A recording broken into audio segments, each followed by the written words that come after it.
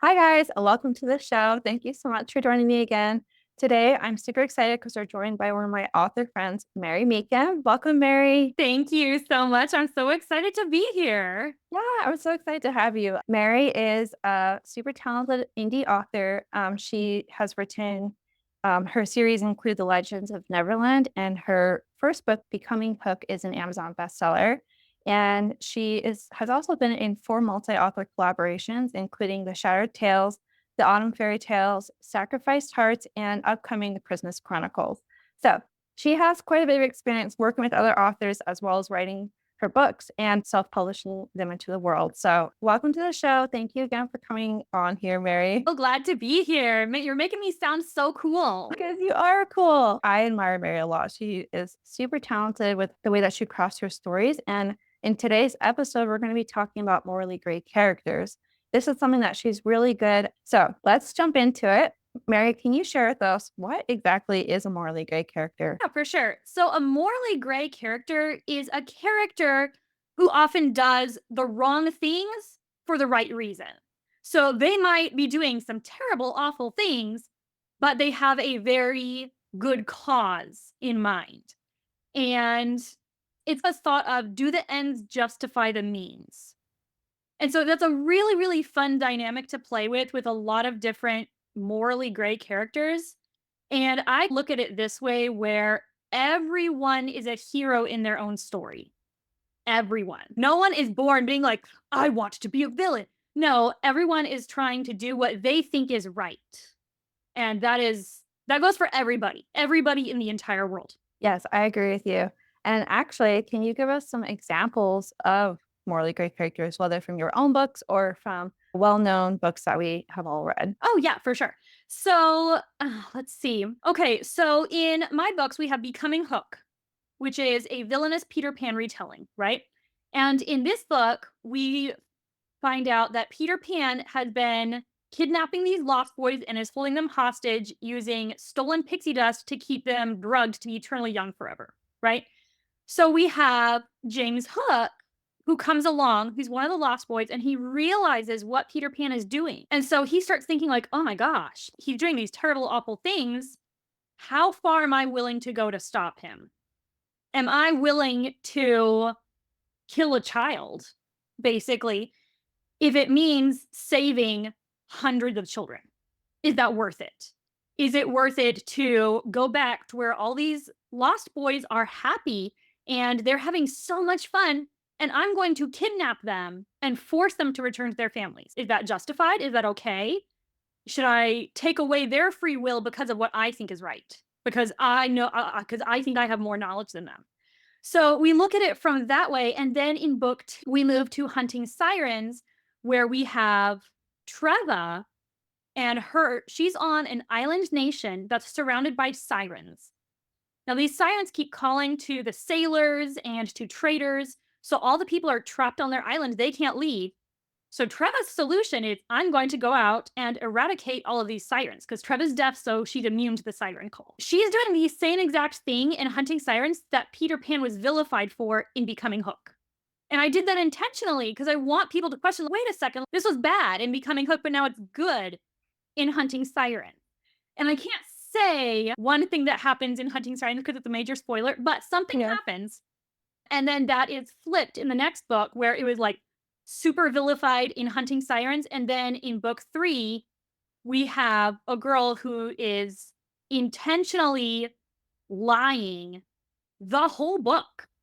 For the entire book, she is lying, she is deceiving, and she is planning to betray this man who genuinely loves her, but it's for a good reason. And she has cause for it because she's fighting to free her people. So, those are some of the examples from some of my books. And I'm trying to think about ones in well known literature. Oh, so a lot of the morally gray characters, we're talking about how to balance can you write a morally gray character as a Christian? The Bible is full of morally gray characters, full of morally gray characters. So we look at Caiaphas in the Bible, where he is over there, he is trying to obey the laws. He's making sure that people are obedient, that they're, that they're following the rules and is attacking Jesus over and over and over because Jesus was teaching things that were not obeying the laws. So Jesus was a criminal, and Caiaphas, in his mind, is being this hero by saying, I'm not going to allow that to happen.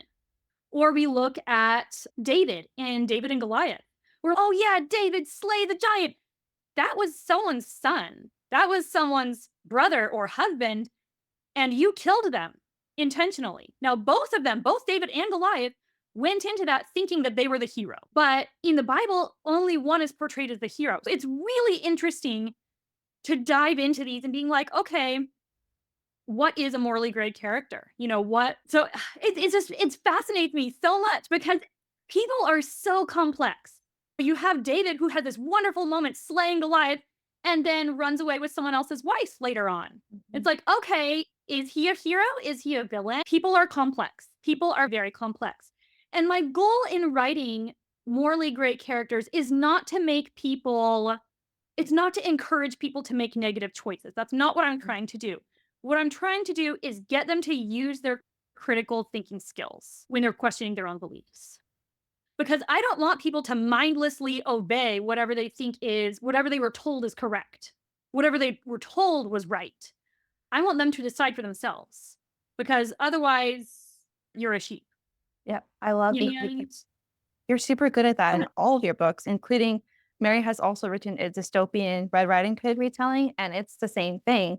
It makes you question, and it makes you have to think for yourself, and I think that's such a important thing to remember when you're writing morally gray characters, because I feel like in today's world, there are some morally gray characters that really go to the extremes where their center or their main focus, of course, like most morally gray characters, is self-preservation, and I think it can just really go to an extreme where people think, oh, that's the hero of the story, or that's something that is okay because it turned out okay. But I think that there has to be consequences because every choice has a consequence, good choices and bad choices.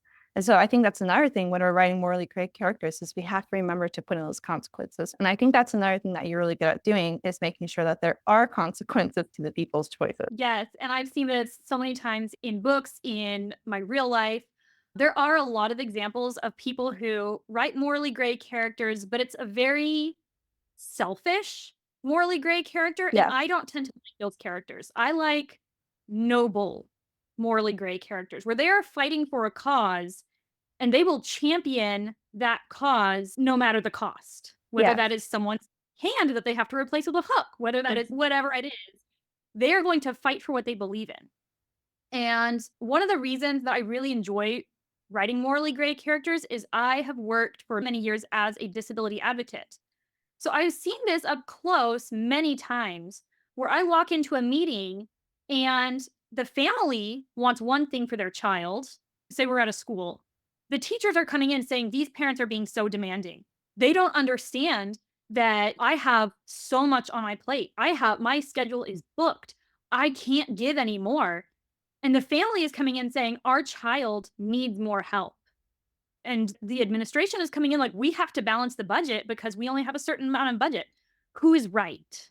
When everyone is coming in acting in their own best belief. And so you have to navigate around that and be like, okay, what can we agree on? But no matter, a lot of times someone walks out of there being cast as a villain. A lot of times it was me. No. Someone's gotta be it, right? That must be it. I was like, I'll take everything. Yeah. It's a lot easier for people to say to vilify someone from afar and be like, that person is a villain. They are bad. They are evil. Everything they are doing is bad. In the book, How to Win Friends and Influence People, the very first chapter is about how we do not see ourselves as the bad guy. And he gave some really good examples of people who were truly doing terrible things, and they did not see themselves as the villain, even though they did horrible things. And so I think that goes along with your point that when you're doing characters, when you're creating morally great characters, they don't see themselves as a bad guy. But I do like that you do have a really good reason, and readers can see that. You can see why they're acting that the way that they are. It feels justified. But then at the same time, you're questioning, is that okay to do? Is that ethically right, morally? And so that kind of leads me to my next question. Should authors write morally gray characters? And then also, when is a morally gray character going too far? Can you share with us your thoughts on those? Oh gosh. There are some things that are absolutely never justified in in any circumstance, child abuse, rape, those types of things. In my opinion, you cannot justify that ever, Uh-huh. ever. Yeah. I think that there are some things where it's, yeah, absolutely, that is way too far because that is never okay. And so I say that after I've had many characters kill lots of people, kill lots of other characters. I'm like, well, that's okay. Murder is a terrible thing, guys. Don't do that ever. Mhm. But it's the idea of, okay, you're going to war, you're fighting for your country, you will kill someone. Do you believe that what you're doing is right? And I really just I want people to think about their choices and actively choose their beliefs and not just accept what other people say. Don't accept what the media says. Don't accept what I say. Don't accept what celebrities say. Think for yourself. And that was a huge theme in Scarlet in the Dark Woods, I think. Yes. Uh-huh. Was what Yeah. you before. Yeah, and also, if you just do a general search of like morally great characters, you'll most likely see Snape, Severus Snape in Harry Potter, but you'll also see some people like Deadpool. I think as authors, we're always influencing culture, and so I think it's important that we share something that these characters change. Whereas, like, when I look at Deadpool, I feel like the values that he's portraying and just I feel like that's influencing culture negatively. And it's showing kids this is a role model, but it's not really a role model. And so I think that's something that you do really well in your books is that you have, like I said earlier, consequences to the actions, or they learn or they change. And I was also thinking earlier about how I said most morally great characters are doing in self preservation, but I think by the end of the story, there should be some kind of a shift. And if there's not, then it ends up being a villain origin story. And an example of this is something like the latest Hunger Games thing that came out with Coriolanus Snow, his origin story. And there's not really a shift. He doesn't really change. And so he becomes a villain. And I think we have to be careful that we make sure that the character changes by the end so that they don't end up becoming the villain. Yeah, I love that. All right. So, what are things authors, especially Christian authors, should consider before writing morally gray characters? First of all, you need to be comfortable making people uncomfortable. Meaning, anytime you write a morally gray character, you will get backlash because there will be people who are like, no, but what they did was wrong. Period. End of story. What they did was wrong. And I can't condone that, especially for Christian authors where our audiences generally align with our beliefs. So it's other Christians who will look at that and be like, you are not Christian enough for me, or that's too Christian for me. No matter what, there's always like a not quite a hierarchy, but people would be like, I don't agree with that. I don't agree with that. And I've had people drop from my ARC teams or tell me that they're unfollowing me, will never read anything by me ever again because I have offended them in what I wrote. I was like, that's okay. You have to accept that people are going to do that really no matter what, but especially when you really lean into morally gray. And that'll happen anytime anyone stands up for a cause ever. There's a quote that I really like that's if you have enemies, congratulations. That means at some point in your life, you have stood for something because there will always be opposition. Yeah. So, if we want to do a practical application of this on a rather uncomfortable topic for people, we can look at artificial intelligence, AI, right? There is a huge group of people who are like, everything Yeah. AI is evil. It is bad. It is wrong. No one should use AI ever in their lives ever. Okay. They are entitled to that opinion. Now, there is a restaurant in Japan that uses an eye tracking technology to remotely employ quadriplegics to control robot waiters. So is AI still bad then? And you pose these things where it's like, okay, well, what if this AI is actually doing something really good? And they're like, well, okay, like, well, then that's okay, but the rest of it isn't. It's like, okay, understanding there can always be extremes. There will always be people that abuse situations, tools, whatever it is, but you can use a lot of these things for good. And so that really is when it comes back to are you thinking critically about these things or are you just hanging on to this belief and being like, no, because I am right, no one else is wrong, or everyone else is wrong. Okay. And I think one of the reasons that people do that is that they're afraid that if they accept that they were wrong about something, it opens up to if I was wrong about this, what else was I wrong about? And Just like characters can shift or can stay the same, people can change their beliefs or they can stay the same.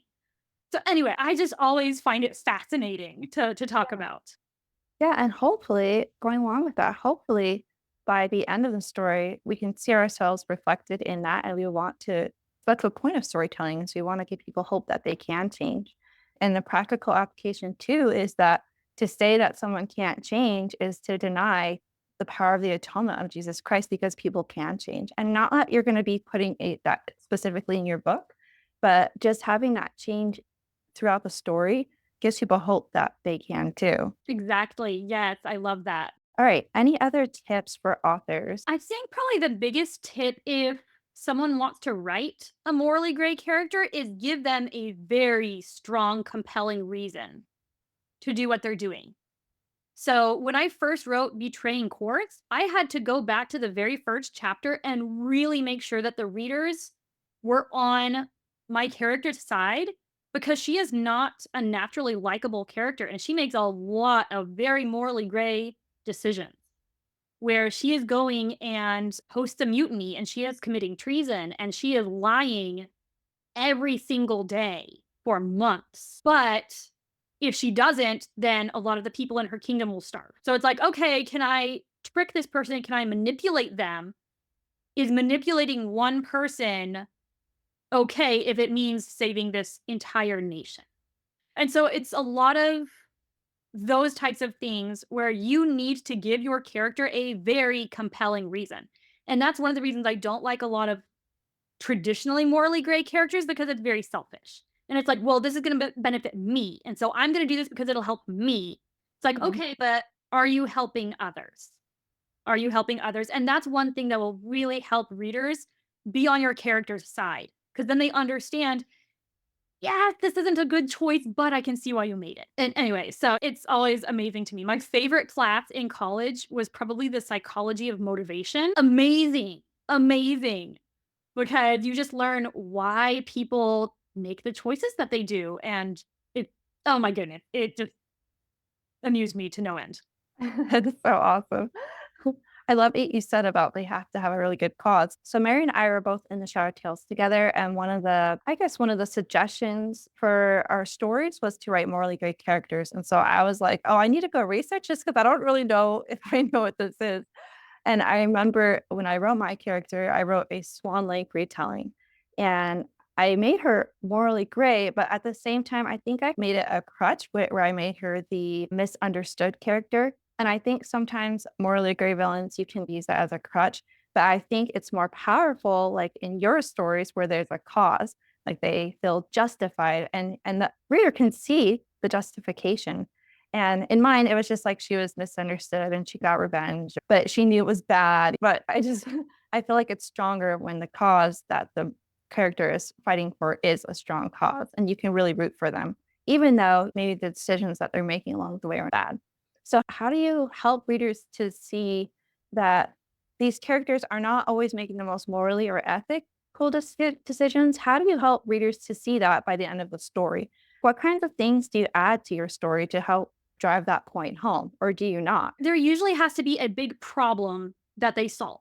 Some sort of big problem, like the Lost Boys are kidnapped and being held eternally young. I have to help them. I have to help them. My island is starving, and unless I go out and kill all these sirens, they will not live. Things like that. Or in my Assassin of Fire and Sacrifice book, which is not a fairy tale retelling, that's just romantic fantasy, we have a character who is an assassin, like a bad person, right? Except she's hired by her government to go and take out all of these people who have been like persecuting and executing her people. And so she's going in being like, absolutely, I will take them out and I will. And I was asked one time, like, well, do you feel so bad? Do you feel like, does your assassin feel guilty about what she's doing? I'm like, no. A guilty assassin would be a terrible assassin. That would you would not be good at your job Mhm. because you have to believe that what you are doing is right. So I think those are the main things where your character has to believe that what they are doing is right. That is what they are meant to do. They have to have a problem to solve. And they also need to have some sort of trait or characteristic that readers can relate to. Whether that is they oh gosh, any kind of flaw. They get nervous in a crowd. They're scared of heights. They're whatever it is. Because again, a lot of Christian readers are not running around assassinating people or kidnapping children. I would sure hope not. So, unless you make the person either likable or relatable, readers will not want to read it. So, I use humor in a lot of my books so that readers are like, "Oh, that's fun." They have a sense of humor. They're charismatic. They're whatever it is.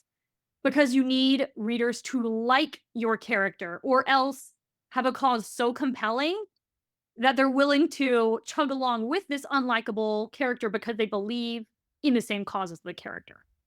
Yeah, and that's a really hard balance to do because I feel like when the character is not really morally or ethically right, it's hard to like them. It's like, why would they do something? So I like that you shared that. Thank you. I was wondering, there are so many things in today's world where people say that truth is relative. And I think that when it comes to morally great characters, it can get confusing for people and they can start to think maybe, oh, yeah, maybe that's the truth then.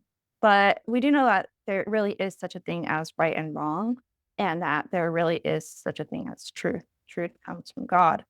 So I'm just wondering, how do you balance this in your stories? How do you make it so that readers can be able to discern the truth by the end of the story, at least? Well, I think it kind of goes back to what I was saying before, where I'm saying I'm not the one who's supposed to tell you what is right and wrong. I'm not going to be the one that's telling you this is true, this is not.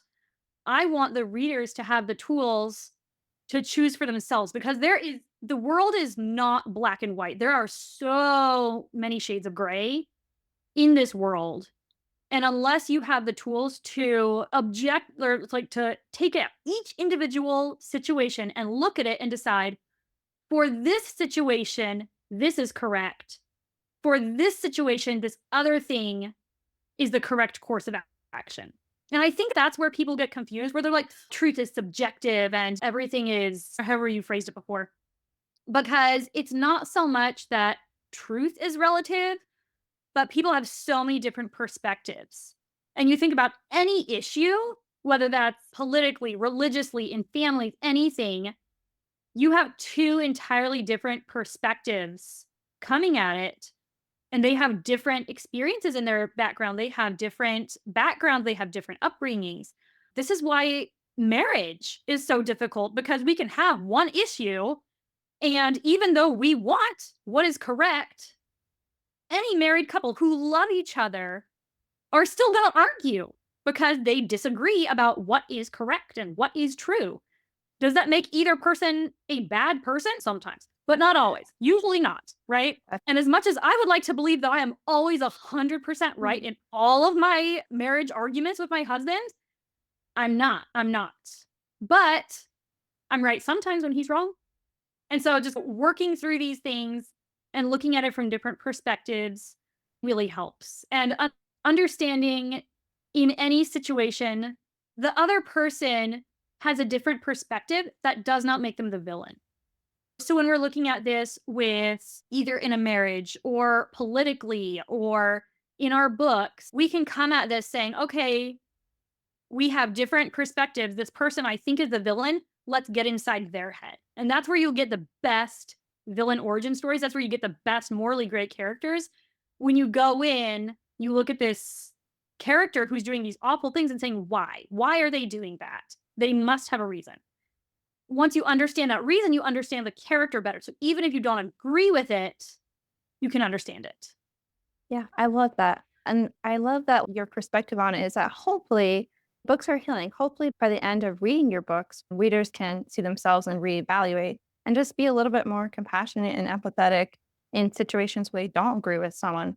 And the elections are coming up, and I think everyone is so polarized on things. And it's just, I hope that like these books can help us to be more willing to be kind to others and listen and understand instead of just it's my way or the highway, right? And so my last question for you is how do you make morally great characters have a happy ending? Because a lot of books that I read with morally great characters or the examples I looked up, they don't usually have a happy ending. You can look at Severus Snape, he just ends up getting killed by Voldemort, or you can look at Snow, or you can look at these other examples of morally great characters. They don't usually have a very happy ending, and I think it's because there are consequences to actions. So how do you make morally great characters have a happy ending? With all of my morally gray characters, they have to solve the problem. And it's almost once they solve that problem, they have the peace to rest and be like, you know what? I solved that in whatever way I needed to. And now I don't have to be a villain anymore. I Yeah. can rest. I can be at peace. I'm willing to accept the consequences of the actions because the problem is solved. If there's another problem that rises up, I can tackle that. And knowing that I can't tell you what happens because that'd be major spoilers for the books. Yeah. Yeah. All of them have happily ever afters. All the problems get solved, even if it's not solved the way you would expect. I think that's one of the ways that it fictionally it's a lot easier because by the end of the book, the problem is solved. So a couple hours of reading and boom, the problem's solved. It's a lot more difficult in real life when a problem might be persistent for your entire life. I feel good about what I can do. Do I feel good about how I live my life? And I know I talk about this fairly regularly. I have two girls that have disabilities, like severe disabilities. And I have had several situations where I make choices that would be very vilified by other people because I'm fighting for them. They're nonverbal, they can't fight for themselves. I'm fighting for them. And my reasoning on that is can I live with this person not liking me in 10 years, 15 years? I will not remember their name. I will not remember their face.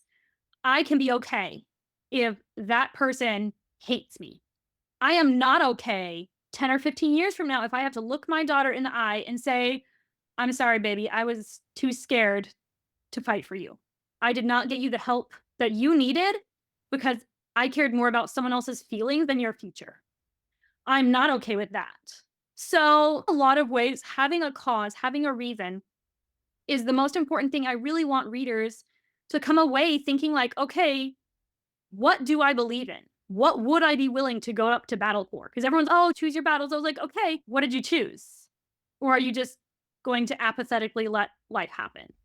And I think everyone wants to make an impact in the world. They want to make their mark on the world somewhere, somehow. That means you're going to have enemies. And your enemies have cast you as a villain. Are you okay with that? So, anyway, I just love this Oh, topic so much. that is so good. I love it so much too. Thank you. I just love everything you've just shared there. I can see that so much in your books, and I can see that in the characters and the way they develop. And so hopefully those who are watching this will go ahead and go read Mary's books because she has some really great examples of more really great characters and how they change and how they figure things out by the end of the story. And basically how you can it gives a great example of how you can write morally great characters.